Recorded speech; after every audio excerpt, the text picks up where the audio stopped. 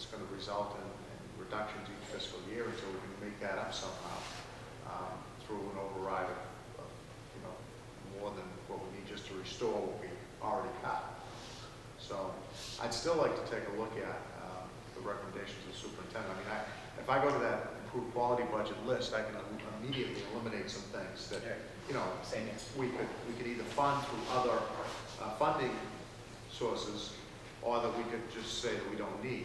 So I'm not saying that we need to add 14.6% to our budget, but I do think, look, I'd like to think that if we get the $600,000 in additional Chapter 70 funding, that brings us up fairly close to the status quo budget. The superintendent said $300,000 is probably just. No, that brings us to the available funds budget, not the status quo. No, well, no, it brings us closer to the status quo. He said $300,000, just a little bit less than that. Yeah, about $267,000. So, you know, I mean, if we don't get the $600,000, we're really in a difficult position.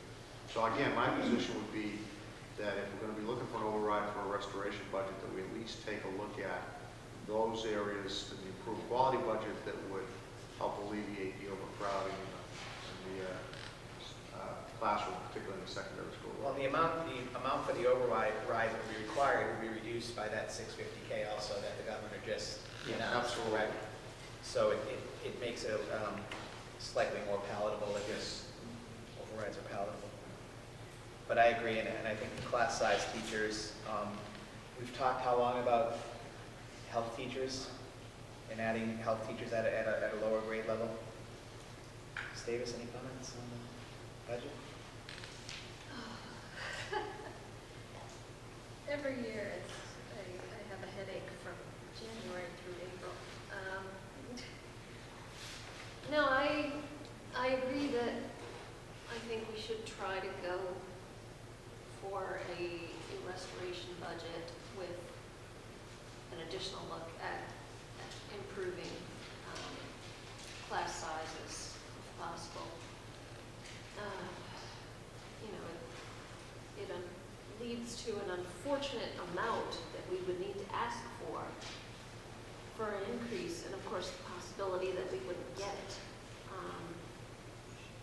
I could only encourage,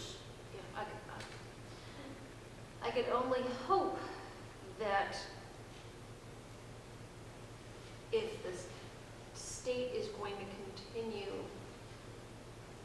not stepping up to the needs of the children of Massachusetts, that each town will have to dig deep and decide where its priorities lie, and that the people would decide that the students of North Reading deserve a quality education, and I believe that would require, at a minimum, the restoration budget plus teachers to help reduce class sizes. Just a clarification though, too, I just want to point out that the restoration budget, the cuts that were made this fiscal year, including the early release on Wednesdays, was a choice made by the school committee and the administration.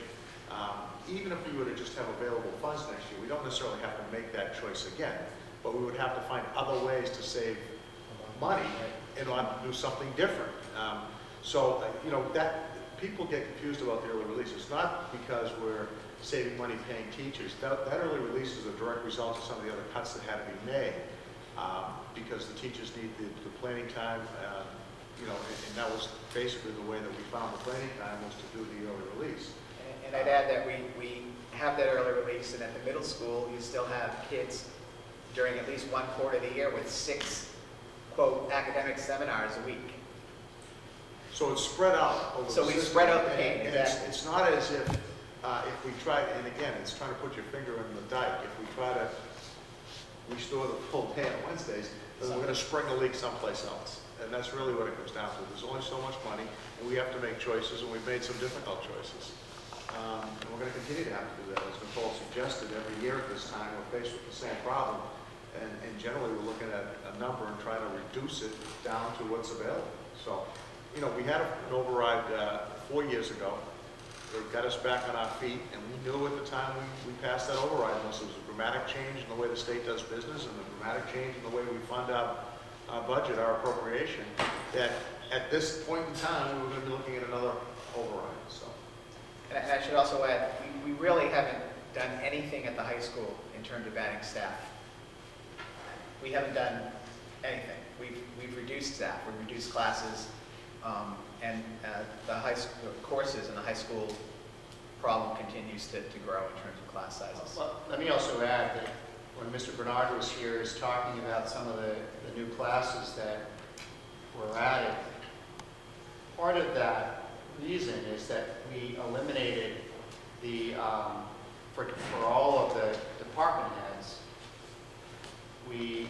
they had one period off to work on department head work, and that's gone. So in lieu of that, they're teaching another class. So it helped to pick up another class, but we lost a tremendous amount of curriculum support. Actually, I think it's probably fairer to say it differently. We included more offerings in the schedule of the program of studies, but they weren't all actually staffed. We gave students more choices, and when they made their choices, those choices that were most popular were offered. The others had to be eliminated. And so it's not really that we're offering more classes, we're offering more choices, but in point of fact, there are really, I'm not sure there are any more classes being taught, even though the enrollment has increased. I'll entertain a question. Okay. Will it be? It's not as much a question as it is a statement that, as Deanna Castro has said before, I'll fight for your kids if you'll fight for mine. And I think before we talk about the word override, I think we want you as a school committee to start putting some pressure on the other board in town, the Board of Selectmen, to start funding the school budget appropriately. And appropriate meaning adequately, because we're not getting adequate funds. And last year we were hit hard, and I'd like to see the money be appropriated to the school and let the other departments feel the squeeze this year. I mean, that's what we're saying. We want you guys to fight with us, because we'll go to the selectmen meetings and fight for you, but we want to feel like you're fighting with us. And it worries me that we're already talking about override. It's concerning. I'm really concerned that we're already saying that word, and I just don't feel like the money's being appropriated to the school department like it should be. What do you guys say? Based on watching the budget hearings, or there's a huge article in the paper about how short we are, what kind of shortage we're looking at, and on the next page there's 2 new police officers being hired. It's concerning of where our priorities are as a town. Well, that's a good point, though, talking about priorities. We have priorities that include this other than education in town, we have priorities that include public safety, roads, all the things that go along in that town side of the budget.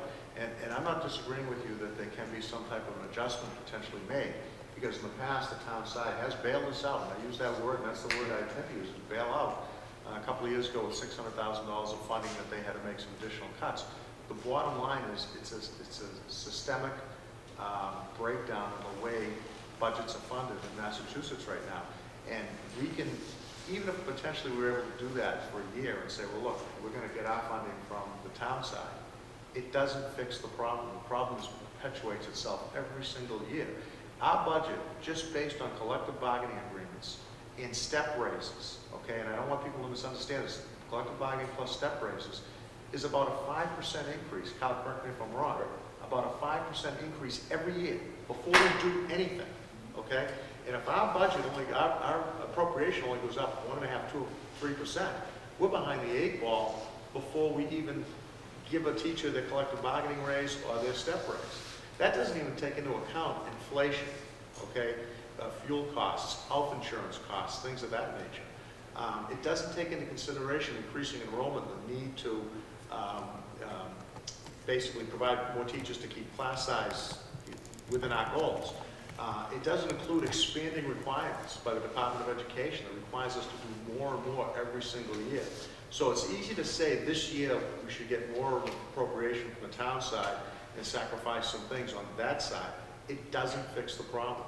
And the reason we talk override is when we look at this, and we've been doing this for a long time, and your input is helpful and your support is helpful, we look at this, we can see that the problem can't necessarily be fixed that way. At least that's my position after sitting here for 8 years and having served on the Board of Selectmen for 3 years.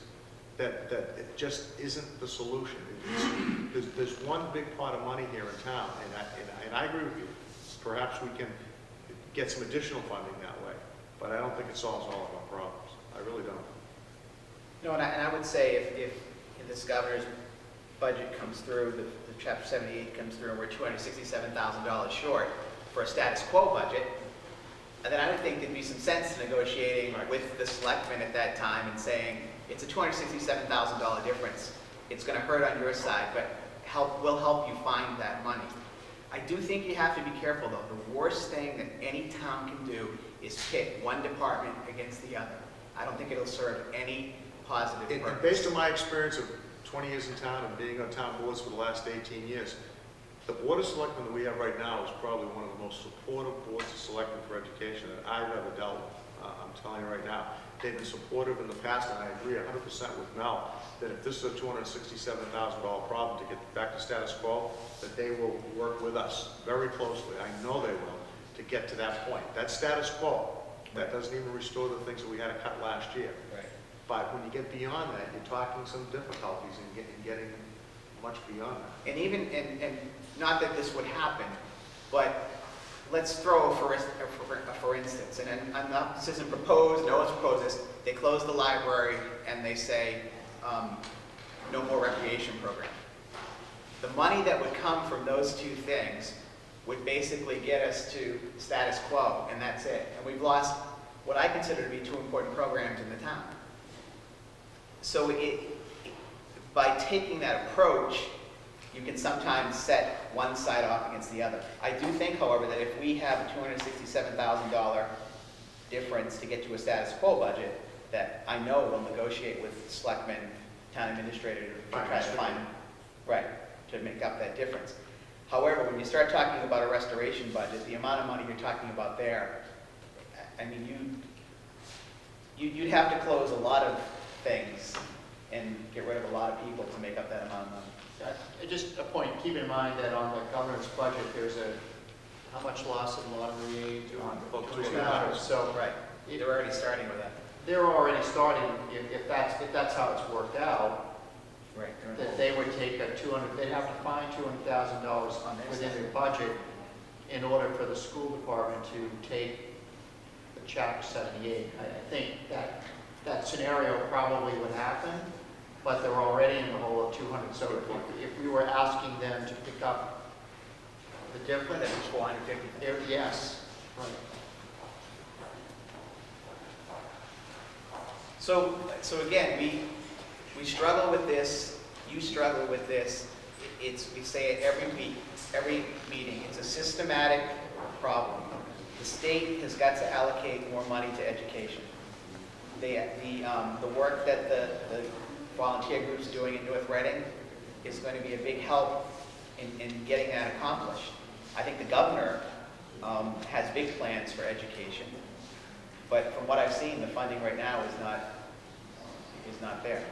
But do you understand the difference in what we're saying in terms of, yes, we should look for help, but we have to be really careful about how that's approached? Yes, and I think, we're not looking to pit one group or one department against another. Ideally, I think we all feel we pay taxes. We love all the services Right. to be adequately funded. I think it goes back to priorities. And I think we as a group are saying our children in the school has not been a priority. And it's time to make them a priority, and it's time to make other areas in town feel the pain that we have felt. And that's what we're looking for you guys to do. Make this a priority